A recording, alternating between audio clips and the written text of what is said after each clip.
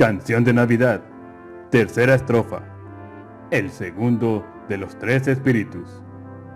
Cuando se despertó en medio de un prodigioso ronquido y se sentó en la cama para aclarar sus ideas, nadie podía haber avisado a Scrooge de que estaba a punto de dar la una. Supo que había recobrado la conciencia justo a tiempo para mantener una entrevista con el segundo mensajero, que se le enviaba por mediación de Jacob Marley. Pero sintió un frío desagradable cuando empezó a preguntarse qué cortina descorrería el nuevo espectro. Por eso las recogió todas él mismo. Se tumbó de nuevo y dirigió una cortante ojeada en torno a su cama. Quería plantar cara al espíritu cuando apareciera y no deseaba que le cogiera desprevenido, porque se pondría nervioso. Los caballeros del tipo con poco ceremonioso, que se jactan de conocer bien la aguja de marear a cualquier hora del día o de la noche, expresan su amplia capacidad para la aventura diciendo que son buenos para cualquier cosa, desde jugar a cara o cruz hasta cometer un asesinato. Entre estas dos actividades extremas, que duda cabe, hay toda una amplia gama, sin atreverme a decir otro tanto de Scrooge. No es equivocado pensar que estaba preparado para recibir una gran variedad de extrañas apariciones y que nada, desde un bebé hasta un rinoceronte, se habría cogido muy de sorpresa. Ahora bien, al estar preparado para casi todo, en modo alguno estaba preparado para nada. Por consiguiente, cuando la campana dio la una y no apareció ninguna forma, Scrooge fue presa de violentos temblores. 5 minutos, 10, un cuarto de hora, 1 hora y nada. Todo ese tiempo permaneció tendido encima de la cama, que se había convertido en origen y centro del resplandor de luz rojiza que había fluido sobre ella cuando el reloj proclamó la hora. Al no ser más que luz, resultaba más alarmante que una docena de fantasmas, porque él era incapaz de adivinar su significación y su propósito. En algunos momentos, Scrooge temió hallarse en el momento culminante de un interesante caso de combustión espontánea, sin tener el consuelo de saberlo. Sin embargo, al final acabó pensando, como usted o yo hubiéramos pensado desde el principio, pues la persona que no está metida en el problema es quien mejor sabe lo que se debe hacer. Al final, como decía, acabó pensando que tal vez encontraría la fuente y el secreto de esta luz fantasmal en la habitación de al lado, donde parecía resplandecer. Cuando esta idea acaparó toda su mente, se levantó sin ruido y se deslizó en sus zapatillas hasta la puerta. En el momento de asir la manilla de la puerta, una voz le llamó por su nombre y le ordenó entrar. Scrooge obedeció.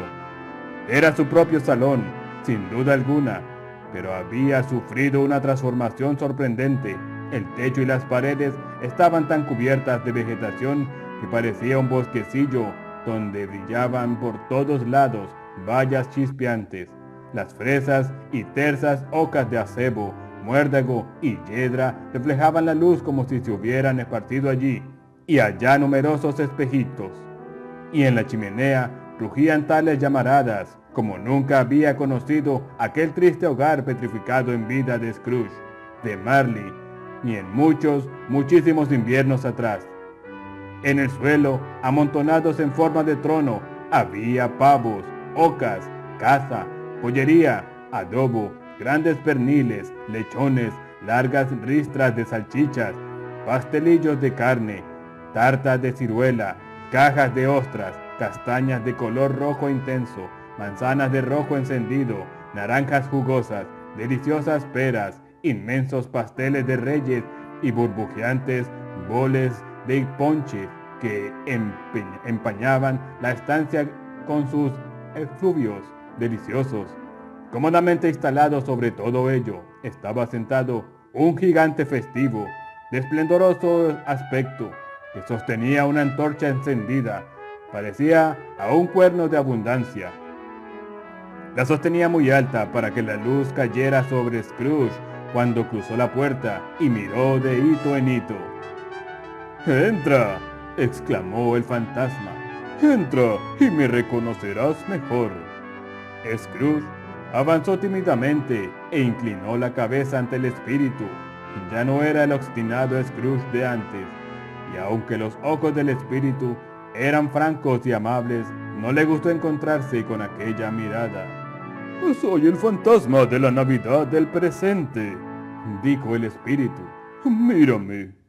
Scrooge lo hizo reverentemente. Estaba vestido con una simple túnica o manto de color verde oscuro, ribeteado con piel blanca. Esta prenda le quedaba muy holgada, dejando al descubierto su ancho pecho, como si desdeñara protegerse o ocultarse con cualquier artificio. Sus pies, visibles bajo los amplios pliegues del manto, también estaban desnudos, y en la cabeza no llevaba más cobertura que una guirnalda de acebo salpicada de brillantes carámbanos. Sus bucles, de color castaño oscuro, eran largos y caían libremente, libres como su rostro cordial. Su chispeante mirada, su mano generosa, su animada voz, sus ademanes espontáneos y su aire festivo, ceñía su figura una antigua vaina, pero sin espada, y una antigua funda estaba herrumbrosa. «¿Nunca habías visto nada como yo?», exclamó el espíritu. «Jamás», logró responder Scrooge. «Nunca has salido con los miembros más jóvenes de mi familia. Quiero decir, porque yo soy muy joven. Mis hermanos mayores y nacidos en estos últimos años», prosiguió el fantasma. «Creo que no», dijo Scrooge. «Me temo que no. ¿Tienes tantos hermanos, espíritu?» «Más de 1800, dijo el fantasma. «Tremenda familia de mantener», murmuró Scrooge. El fantasma de la Navidad del presente se levantó. «Espíritu», dijo Scrooge sumisamente, «condúceme a donde desees. Anoche me llevaron a la fuerza y aprendí una lección que ahora estoy aprovechando. Esta noche, si tienes algo que enseñarme, lo aprenderé con provecho». «Toca mi manto». Scrooge hizo lo que se le indicó con mano firme.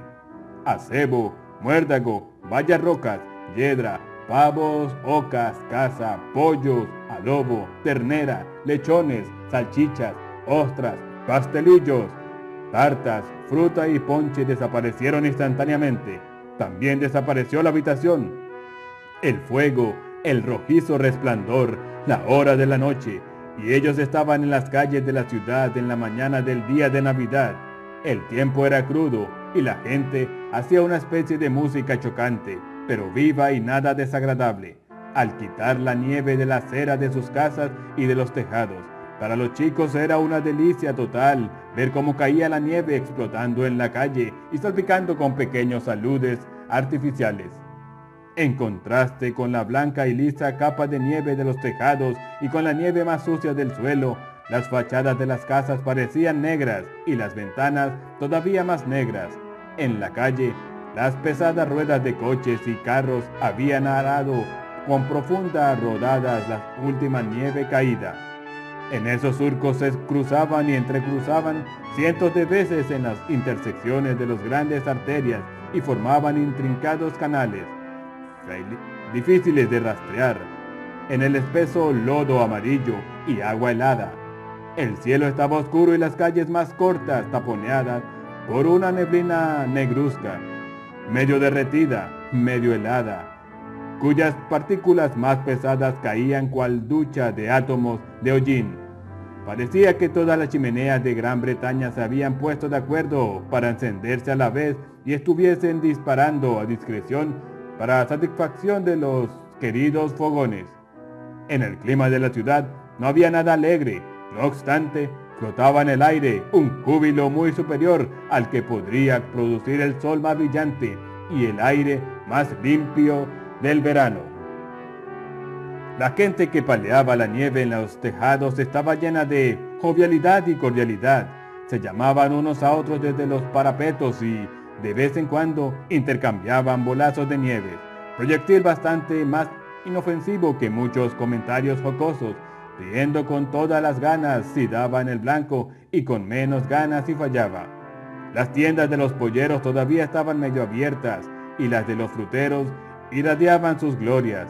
Allí había grandes cestos de castañas redondos, panzudos como viejos y alegres caballeros, recostados en las puertas y desbordando hacia la calle en su apopléctica opulencia. Había rojizas cebollas de España, de rostros morenos y amplio contorno, de gordura reluciente como frailes españoles que, desde los estantes, guiñaban el ojo con irresponsable malicia a las chicas que pasaban y luego elevaban la mirada serenta al muérdago colgado. Había peras y manzanas, apiladas en espléndidas pirámides. Había racimos de uvas colgados de ganchos conspicuos por la buena intención de los tenderos, para que a la gente se le hiciera la boca agua, gratis, al pasar. También había pilas de avellanas, marrones, aterciopeladas, con una fragancia que evocaba los paseos por los bosques y el agradable caminar hundido hasta los tobillos entre las hojas secas. Había manzanas de Norfolk, regordetas y atezadas, resaltando entre el amarillo de naranjas y limones y con la gran densidad de sus cuerpos jugosos, pidiendo a gritos que se las llevasen a casa en bolsas de papel para comerlas después de la cena. Hasta los peces dorados y plateados, desde una pecera expuesta entre los exquisitos frutos, y a pesar de pertenecer a una especie sosa y aburrida, parecían saber que algo estaba sucediendo y daban vueltas y más vueltas en su pequeño mundo con la excitación lenta y desapasionada propia de los peces. Y en las tiendas de ultramarinos, los ultramarinos, a punto de cerrar, con 1 o 2 cierres ya echados, pero qué visiones por los huecos. Los platillos de las balanzas golpeaban el mostrador con alegre sonido, el rollo de bramante desaparecía con rapidez, los enlatados tableteaban arriba y abajo como en manos de un malabarista. Los mezclados aromas del té y el café eran una delicia para el olfato.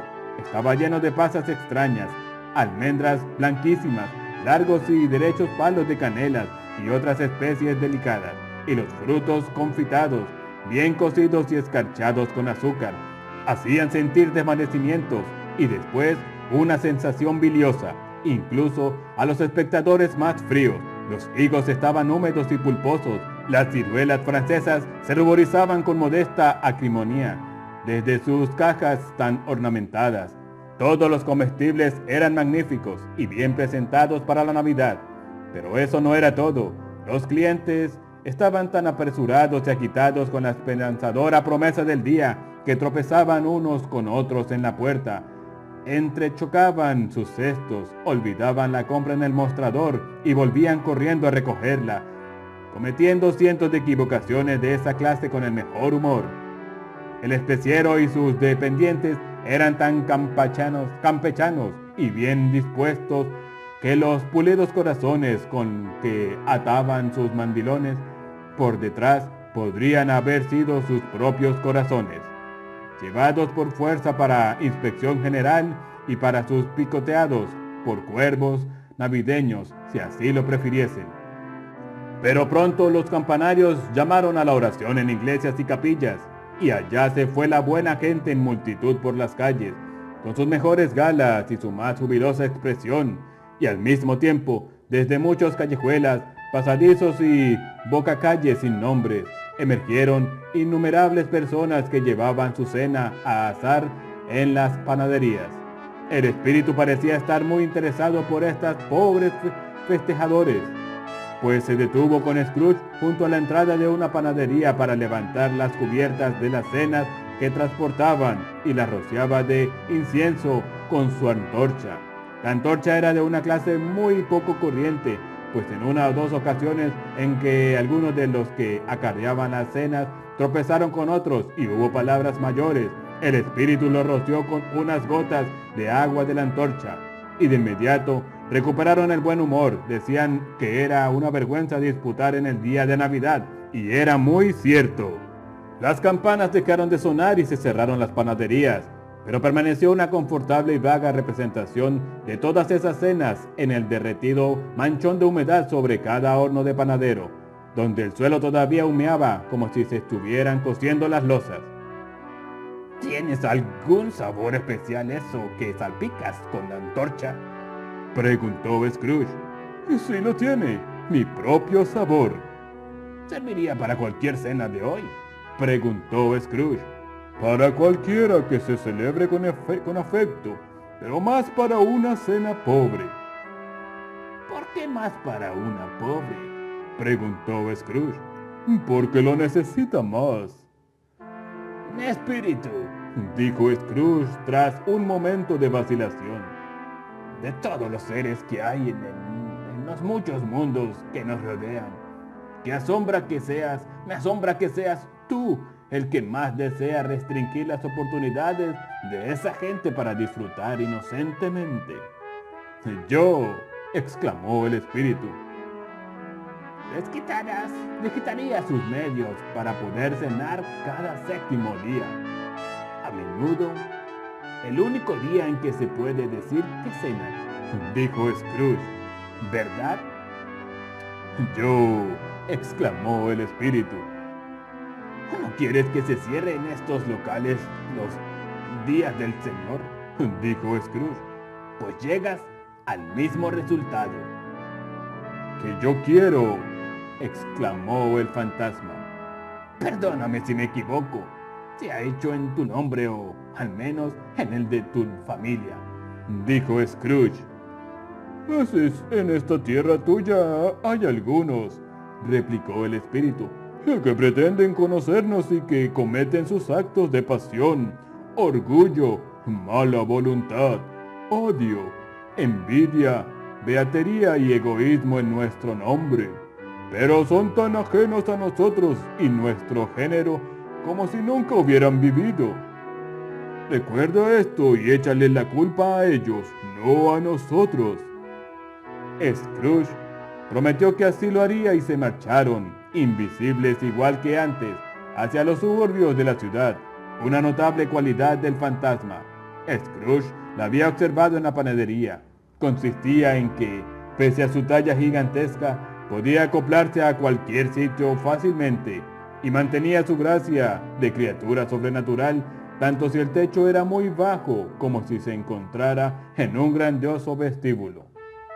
Y tal vez por el placer que el buen espíritu encontraba en demostrar esa facultad, o bien por su propia naturaleza generosa, afable, cordial y su simpatía por los pobres, condujo a Scrooge a su manto directamente a casa de su escribiente. En el umbral, el espíritu sonrió y se detuvo para bendecir el hogar de Bob Cratchit con las aspersiones de su antorcha. Imagínate, Bob solo ganaba 15 pavos a la semana. Los sábados no se embolsaba más que 15 copias de su propio nombre. Y a pesar de todo, el fantasma de la Navidad del presente bendijo su casa de 4 habitaciones. La señora Cratchit, esposa de Bob Cratchit, engalanaba pobremente con un vestido al que ya le había dado la vuelta 2 veces, pero esplendoroso en cintas, baratas y muy lúcidas por 4 perras. Se levantó y puso el mantel ayudada por Belinda Cratchit, la segunda de sus hijas, igualmente aderezada con lazos. Mientras tanto, el señorito Peter Cratchit hundía un tenedor en la cazuela de las patatas y se metía en la boca los picos de su monstruoso cuello de camisa, propiedad privada de Bob, transferida a su hijo y heredero en honor a la festividad del día. Encantado de encontrarse tan elegantemente ataviado y ansioso por exhibir en los parques y paseos de moda. Y ahora 2 pequeños Cratchit, niño y niña, llegaron corriendo precipitadamente y gritando que habían olido la oca fuera de la panadería y que sabían que era la suya. Entre placenteros pensamientos de cebolla y salvia, estos jóvenes Cratchit bailaban en torno a la mesa y ensalzaban al señorito Peter Cratchit mientras él, sin orgullo, aunque el cuello casi lo estrangulaba, atizaba el fuego hasta que el lento hervor de las patatas sonó fuerte al chocar con la tapadera y quedaron listas para sacar y pelar. ¿Qué estará haciendo vuestro dichoso padre? Decía la señora Cratchit. Y vuestro hermano, Tiny Tim, y Marta ya había llegado hace media hora el año pasado. Aquí está Marta, madre, dijo una chica apareciendo por la puerta. Aquí está Marta, madre, gritaron los dos Cratchits pequeños. ¡Hurra! ¡Marta! ¡Hay una oca! ¡Ay, mi hija querida! ¡Qué tarde vienes!, dijo la señora Cratchit besándola una y otra vez y quitándole el chal y el sombrerito con celo oficioso. Anoche tuvimos que terminar un montón de trabajo, respondió la chica. Y esta mañana despacharlo, madre. Bueno, ahora ya estás aquí, y eso es lo que importa, dijo la señora Cratchit. Siéntate junto al fuego para entrar en calor, cariño. ¡No, no! ¡Ya viene, padre!, gritaron los dos jóvenes Cratchits que estaban en todo. ¡Escóndete, Marta! ¡Escóndete! Marta sí lo hizo, antes de que entrase Bob, el padre, con 3 pies de bufanda, cuando menos por todo abrigo colgándole por delante, y su gastada indumentaria bien remendada y cepillada para guardar una apariencia adecuada, y en sus hombros Tiny Tim. ¡Ay, Tiny Tim! Llevaba una pequeña muleta y sus piernas enfundadas en armazones de hierro. ¿Dónde está Marta?, exclamó Bob Cratchit mirando alrededor. No va a venir, dijo la señora Cratchit. ¿Que no va a venir?, dijo Bob con súbito desanimo, pues había traído a Tim a caballo todo el trayecto desde la iglesia y había llegado a casa desenfrenado. No venir en Navidad. Marta no quería verle disgustado, ni siquiera por broma, de manera que salió antes de tiempo de su escondite tras la puerta del armario y corrió a sus brazos, mientras los dos pequeños Cratchit se apoderaron de Tiny Tim y lo arrastraron hasta el lavadero para que pudiera escuchar el sonido del pudín de Navidad metido en el barreño. ¿Y qué tal se portó Tiny Tim?, preguntó la señora Cratchit cuando Bob ya se había recuperado del susto y, muy contento, había estrechado a su hija entre sus brazos. Tan bueno como un santo o más, dijo Bob. Al estar sentado solo tanto tiempo, se vuelve pensativo y piensa las cosas más extrañas que se pueden imaginar. Cuando volvimos a casa me dijo que esperaba que la gente se fijase en él en la iglesia porque está tullido, y para ellos sería agradable recordar en el día de Navidad a quien hizo andar a los mendigos cojos y ver a los ciegos. La voz de Bob era trémula al contarlo, y todavía tembló más cuando dijo que Tiny Tim estaba creciendo fuerte y sano. Antes de que se hablase otra palabra, se oyeron los golpes de la activa muletilla contra el suelo y Tiny Tim regresó escoltado por su hermano y su hermana hasta su taburete junto a la chimenea. Mientras tanto, Bob, recogiendo las mangas, como si, pobre hombre, pudiera quedar todavía más raídas, preparó un brebaje caliente de ginebra y limones en una jarra, lo revolvió a conciencia y lo puso a calentar en una chapa en la cocina. El señorito Peter y los dos ubicuos Cratchit pequeños se fueron a recoger la oca y con ella regresaron pronto en animada procesión. Sobrevino una excitación tal que cualquiera hubiera creído que una oca era la más rara de las aves, un fenómeno plumoso, a cuyo lado un cisne negro resultaría de lo más vulgar. Y en realidad, en aquella casa era algo así. La señora Cratchit puso la salsa, preparada de antemano en una pequeña salsera, casi hirviendo. El señorito Peter hizo puré de las papas con increíble energía. La señorita Belinda endulzó la salsa de manzana. Marta limpió las fuentes. Bob puso a su lado a Tiny Tim en una esquina de la mesa.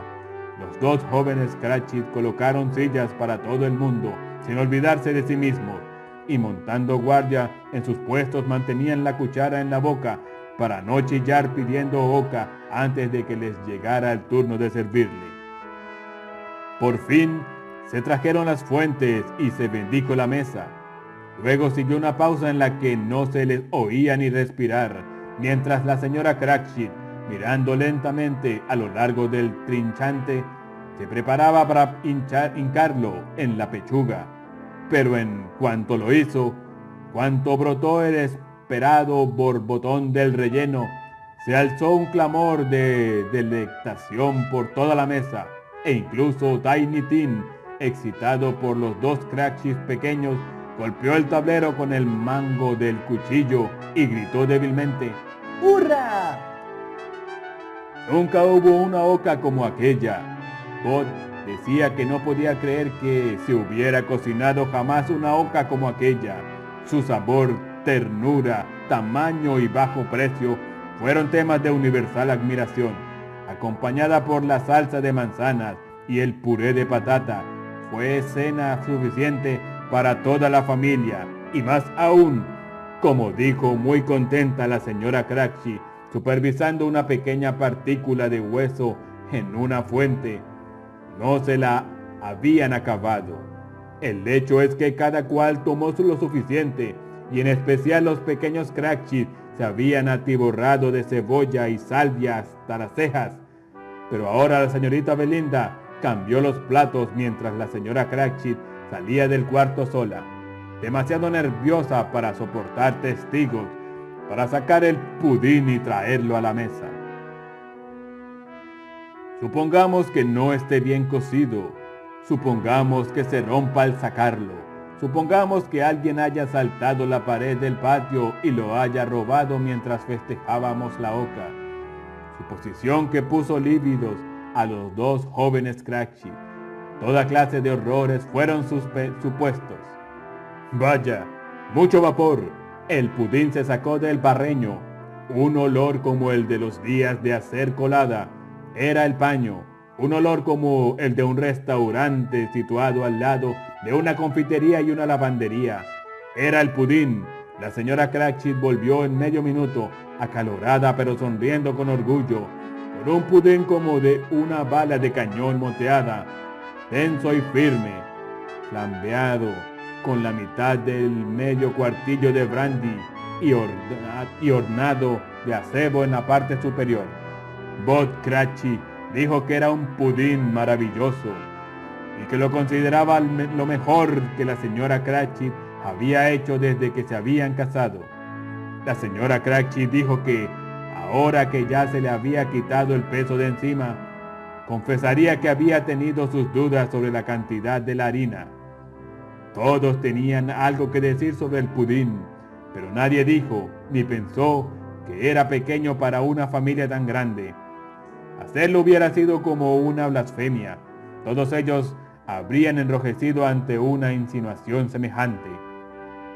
Al terminar la cena se despejó el mantel, se barrió la zona de la chimenea y se recompuso el fuego. Se probó la mezcla de la jarra y se consideró perfecta. Se trajeron a la mesa manzanas y naranjas y se metió al fuego una paletada de castañas.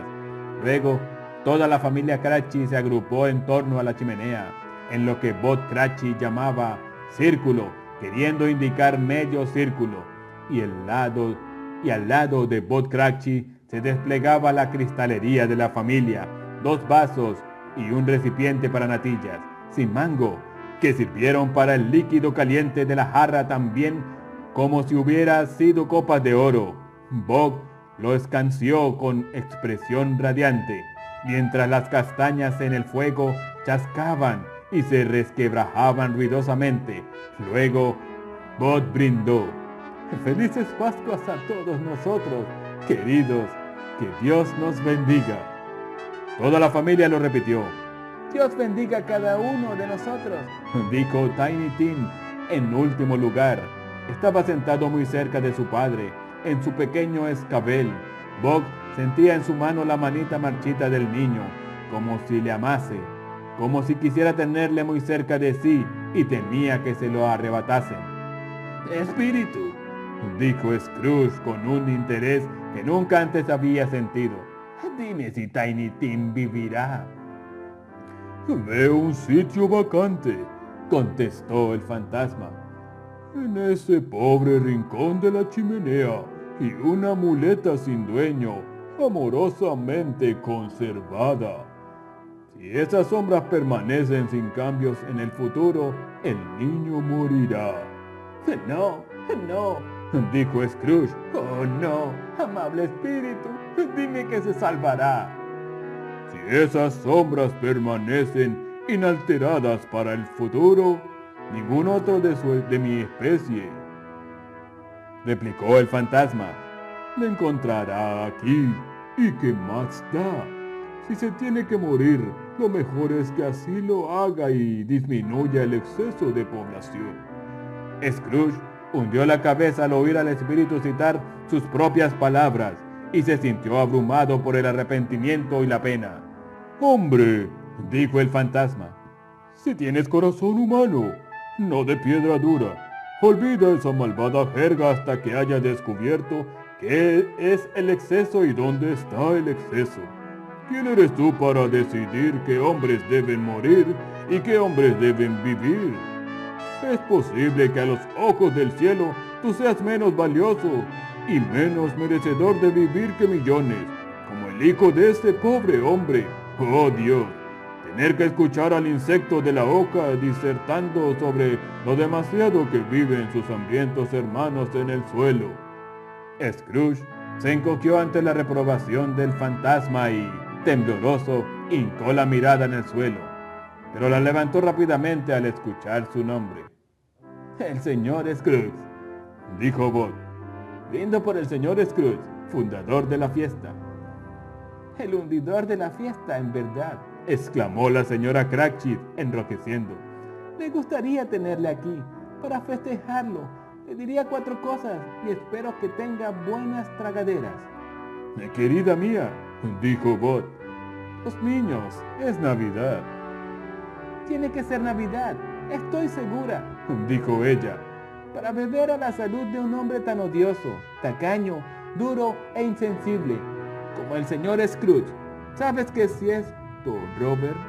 Nadie lo sabe mejor que tú, pobre mío». «Querida, es Navidad», fue la tranquila respuesta de Bob. «Bebo a su salud porque tú me lo pides y por el día que es», dijo la señora Cratchit. «No por él. Por muchos años. Alegre Navidad y feliz Año Nuevo. Él va a sentirse muy alegre y muy feliz, no me cabe la menor duda». Los niños bebieron detrás de ella. Era la primera de sus acciones que no tenía sinceridad. Tiny Tim bebió el último, pero le importaba un comino. Scrooge era el ogro de la familia. La sola mención de su nombre arrojó sobre la reunión una negra sombra que no se disipó hasta 5 minutos más tarde. Pasada la sombra, estaban 10 veces más contentos que antes por el mero alivio de haber acabado con el malvado Scrooge. Bob Cratchit les habló de la situación que tenía en perspectiva para el señorito Peter, que, si se conseguía, supondría unos ingresos semanales de 5 chelines y medio. Los 2 jóvenes Cratchit se desternillaban de risa ante la idea de Peter convertido en hombre de negocios. El propio Peter miraba pensativamente al fuego entre sus cuellos, como si meditara sobre las especiales inversiones que debería decidir cuando entrase en posesión de un ingreso tan apabullante. Marta, que era una pobre aprendiza de un taller de sombrerera, les contó la clase de trabajo que tenía que realizar, las muchas horas seguidas que debía trabajar y cómo estaba deseando tomarse un largo descanso en cama a la mañana siguiente, pues el día siguiente era festivo y lo pasaba en casa. También les contó que había visto a una condesa y a un lord unos días antes y que el lord era de alto como Peter, ante lo cual Peter se subió los cuellos tanto que no se le podía ver la cabeza.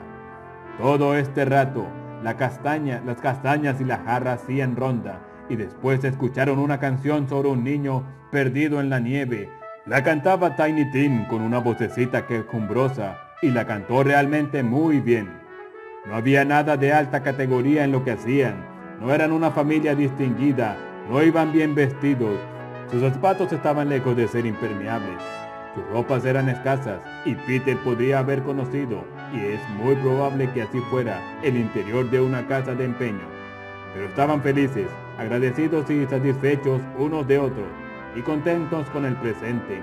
Cuando empezaron a perderse de vista, todavía parecían más felices, con el brillante chisporroteo de la antorcha del espíritu que se marchaba, y hasta el último instante, Scrooge no apartó de ellos sus ojos, sobre todo de Tiny Tim. En aquellos momentos comenzaba a oscurecer y nevaba intensamente. Scrooge y el espíritu se fueron por las calles. Era maravilloso el resplandor de los fuegos rugientes de las cocinas, salones y toda clase de habitaciones. Aquí, el revoloteo de las llamas dejaba ver los preparativos para una agradable cena, con platos calentándose junto a la lumbre y cortinas de color rojo oscuro a punto de ser corridas para aislar del frío y la oscuridad. Allá, todos los niños de la casa salían corriendo en la nieve para recibir a sus hermanas casadas, hermanos, primos, tíos, tías, y ser el primero en felicitarles. Aquí se reflejaban en las celosías las sombras de los invitados reuniéndose, y allá un grupo de chicas guapas, todas con capucha y botas de piel y parloteando a la vez. Se dirigían a paso rápido hacia la casa de algún vecino donde, ay del soltero que las viera entrar arreboladas. Bien lo sabían ellas, astutas hechiceras. Pero a juzgar por el número de personas que se encaminaban a reuniones amistosas, cualquiera diría que en las casas no habría nadie para dar la bienvenida. Sin embargo, en todas se esperaban compañía y se avivaban las lumbres hasta la altura de media chimenea. Cómo exultaba el fantasma, cómo henchía su desnudo pecho la respiración, cómo abría la palma de su mano libre y regaba a chorros generosos todo lo que quedaba a su alcance con inofensivo regocijo. El mismo farolero que corría antes de puntear con motas de luz la calle lúgubre, iba arreglado para pasar la noche en alguna parte, y, sin más compañía que la Navidad, se rió sonoramente cuando pasó el espíritu. Y ahora, sin una sola palabra de advertencia del fantasma, se detuvieron en un hostil y desierto páramo, con monstruosas masas pétreas, diseminadas como si fuera un cementerio de gigantes. El agua corría por todas partes, al menos así lo habría hecho si la helada no la tuviera prisionera, y solo crecían musgos, matojos y densas matas de burda hierba.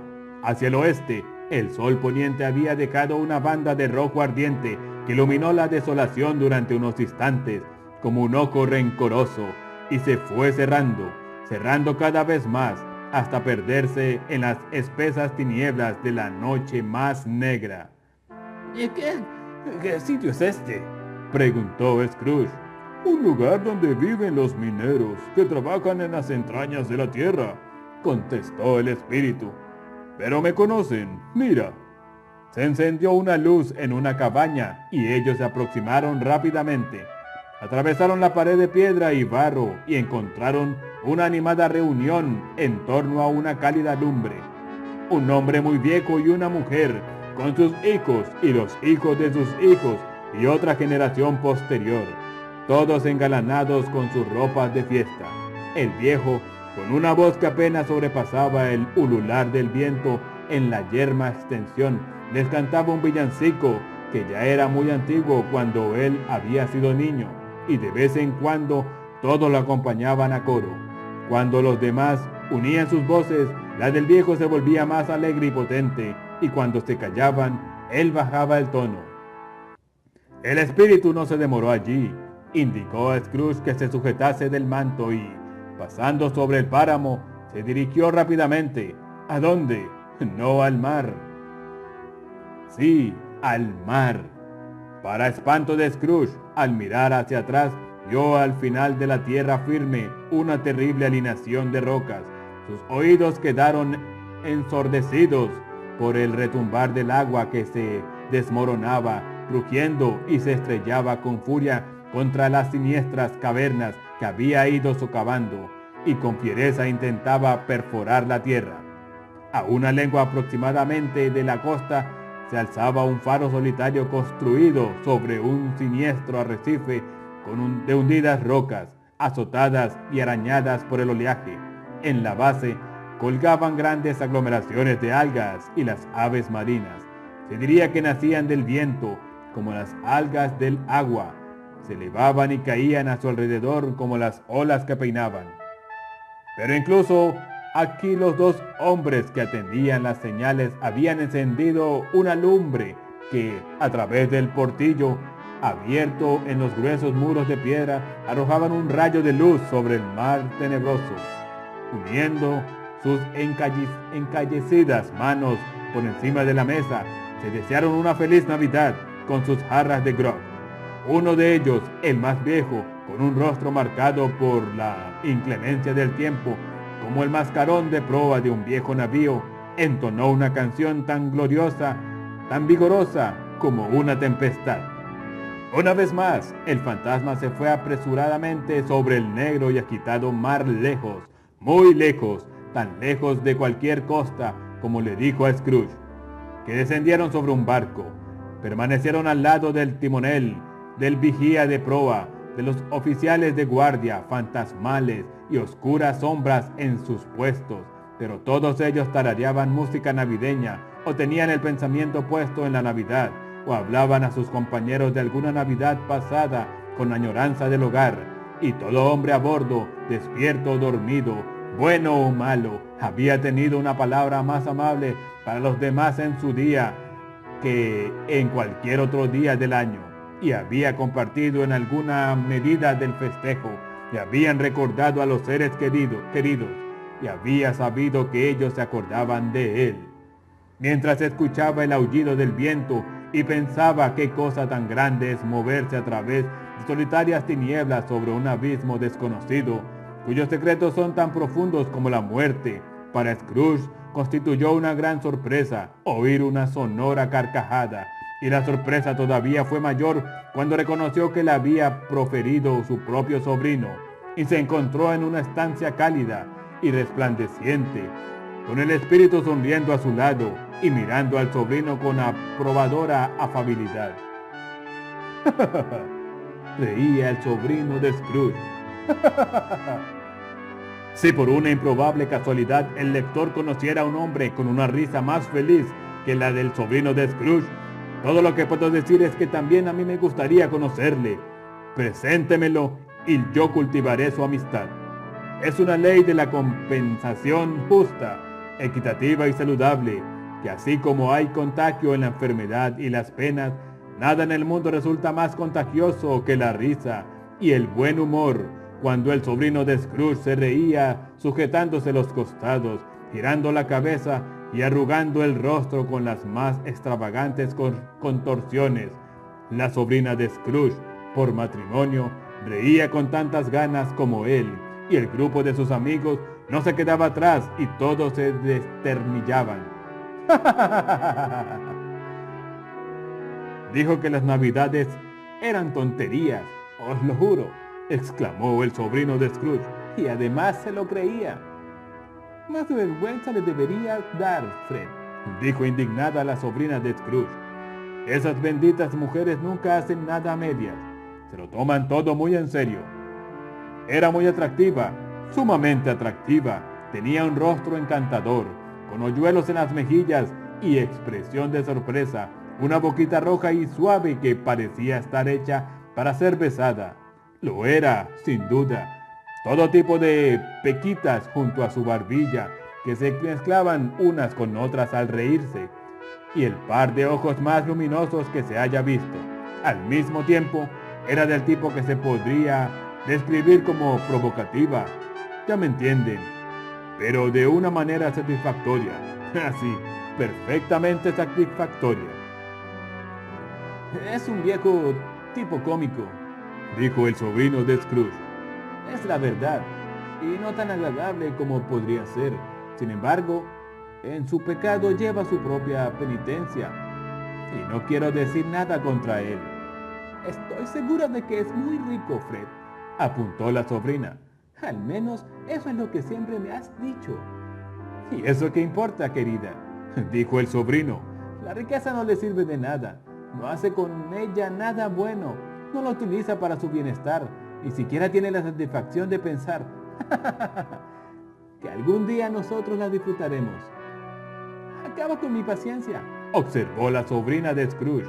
Las hermanas de la sobrina y todas las demás señoras expresaron igual opinión. Yo sí tengo paciencia, dijo el sobrino. Me da lástima, no puedo enfadarme con él. El que sufre por sus manías es siempre él mismo.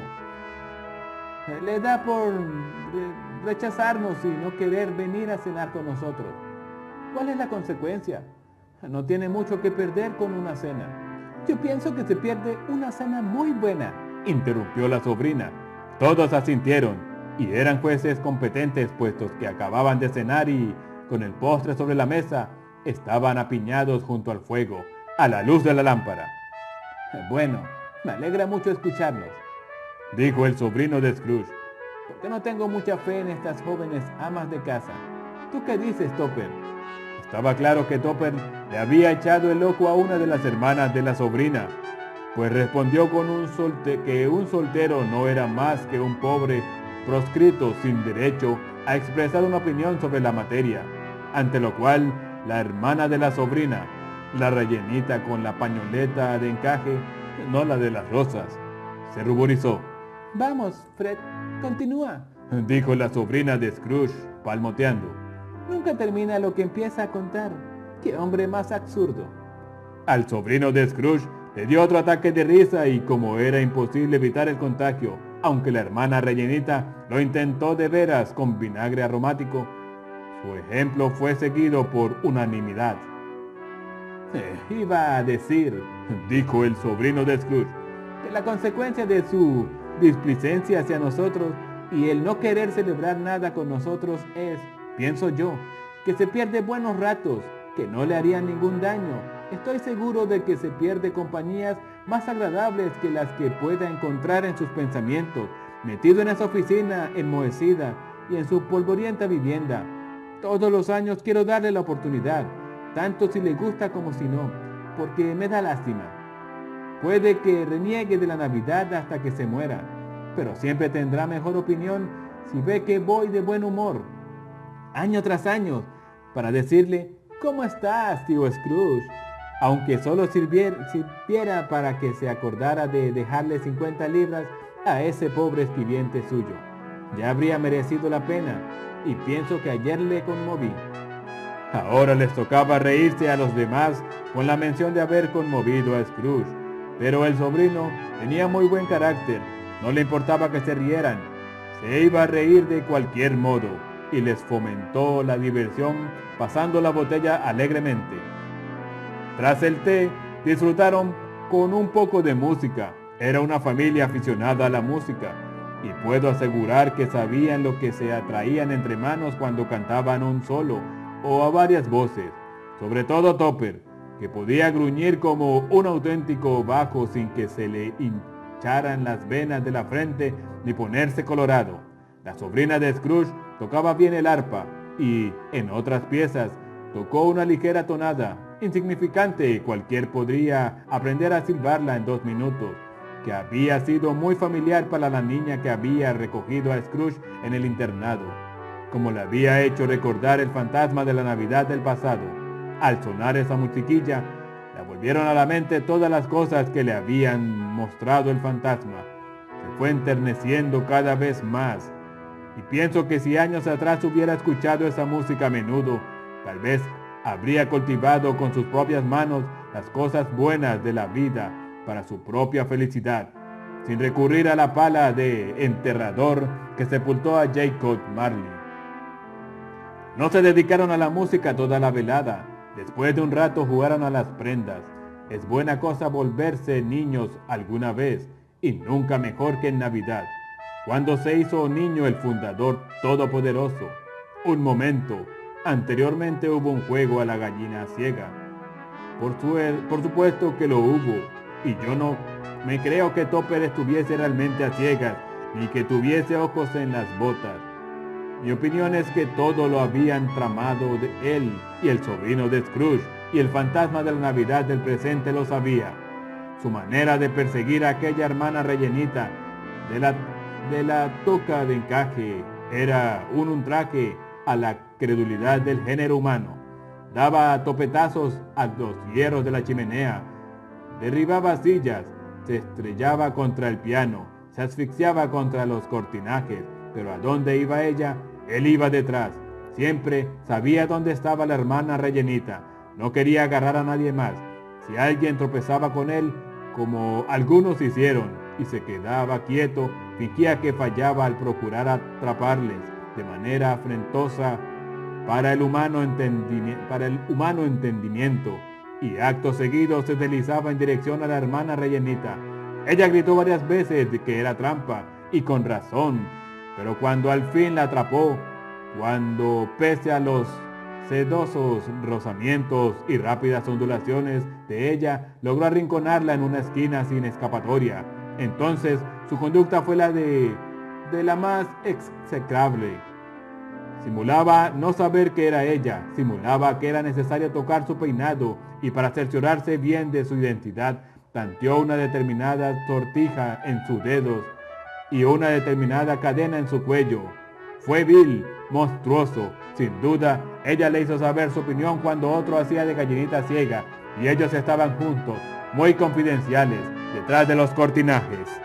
La sobrina de Scrooge no estaba jugando, sino sentada cómodamente en un gran butacón, con los pies sobre el escabel, en un atopadizo rincón, y el fantasma y Scrooge estaban detrás de ella.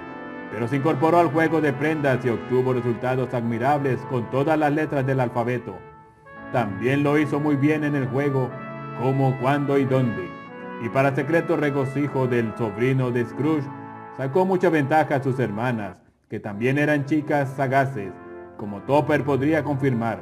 Allí habría unas 20 personas, jóvenes y viejos, pero todos estaban jugando, y también jugaba Scrooge, olvidando por completo los motivos por los que estaba allí, y que los demás no podían oírle. Algunas veces daba las respuestas en voz alta y casi siempre acertaba, pues la aguja más aguda, la mejor Whitechapel, y con el ojo bien abierto, no superaba en agudeza a Scrooge, aunque él se empeñaba en ser terco.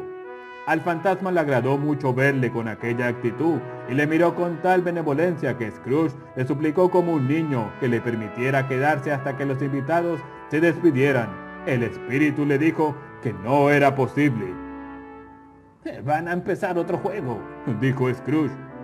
«Solo media hora, espíritu, solo media». Era el juego llamado del sí y no. El sobrino de Scrooge tenía que pensar en una cosa y los demás descubrir lo que era haciéndole preguntas que únicamente podía responder con un sí o un no.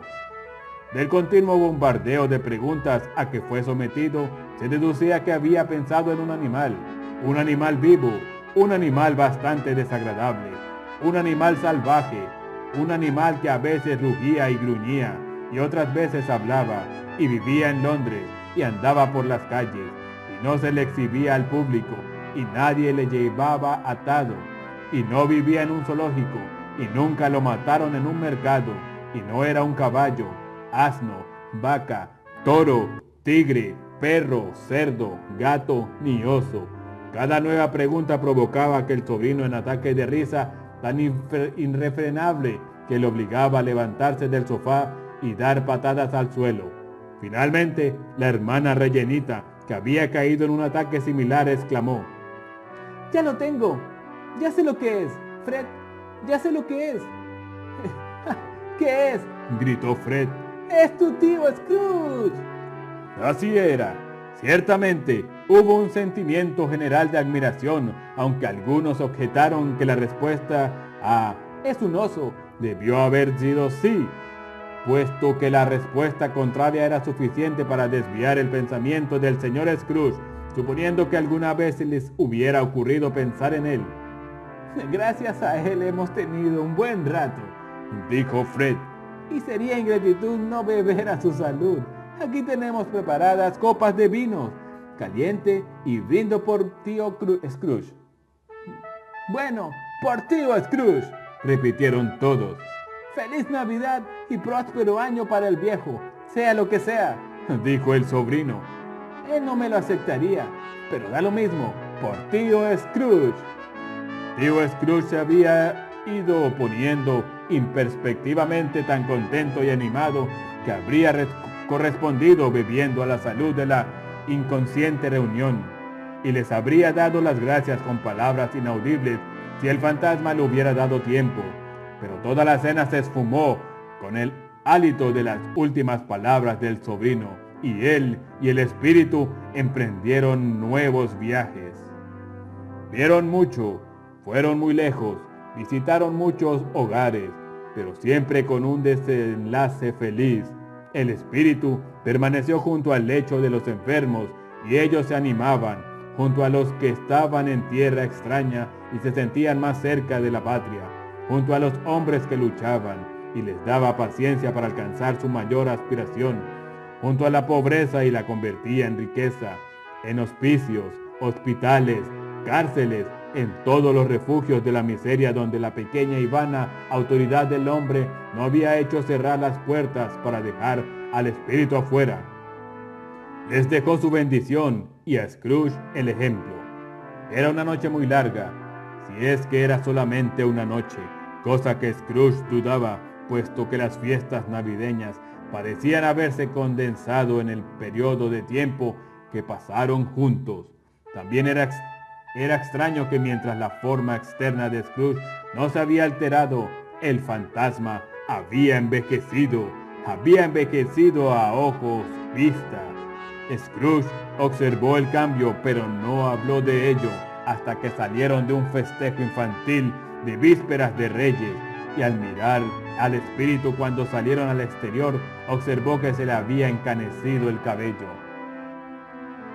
¿Es tan breve la vida de los espíritus?, preguntó. Mi vida en este globo es muy corta, respondió el fantasma. Se termina esta noche. ¿De esta noche?, exclamó Scrooge. A medianoche. Escucha, se acerca la hora. En aquel momento, las campanas del reloj daban las 12 menos cuarto. Perdóname si me equivoco, dijo Scrooge, mirando con inquietud el manto del espíritu. pero estoy viendo algo raro que te asoma por el ropaje. ¿Es un pie o una garra?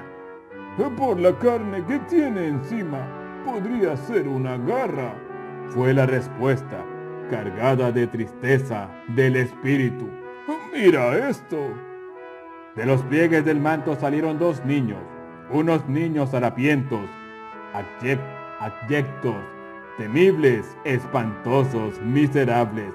Se arrodillaron a sus plantas y se colgaron del manto. ¡Hombre, mira esto! ¡Mira bien!, exclamó el fantasma. Eran un niño y una niña, amarillos, flacos, mugrientos, mal encarados, lobunos, pero también prosternados en su humildad, donde la gracia de la juventud debió haberles perfilado los rasgos y retocado con sus más frescas tintas. Una mano marchita y seca, como la de la vejez, les había atormentado, retorcido y hecho trizas. Donde podrían haberse entronizado los ángeles, acechaban los demonios echando fuego por sus ojos amenazadores. Monstruos tan horribles y temibles como aquellos no se han dado en ningún cambio. Degradación y perversión de la humanidad a lo largo de toda la historia de la maravillosa creación. Aterrado, Scrooge se echó hacia atrás. Intentó decir que eran unos niños agradables, pero su lengua se negó a pronunciar una mentira de tal magnitud. ¿Son tuyos, espíritu?, fue todo lo que pudo decir. Son del hombre, dijo el espíritu mirándolos, y se agarran a mí apelando contra sus progenitores. Este chico es la ignorancia, esta chica es la necesidad.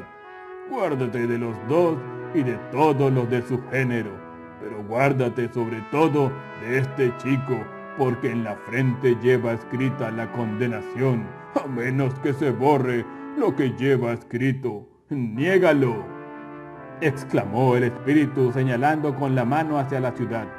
Difama a quienes te lo dicen, Admítelo para tus propósitos tendenciosos y empeóralo todavía más. Y aguarda el final. No tienen refugio ni salvación, gimió Scrooge. No están en las cárceles, dijo el espíritu, devolviéndole por última vez sus propias palabras. ¿O hay casas de misericordia? La campana dio las 12. Scrooge miró a su alrededor y ya no vio al fantasma.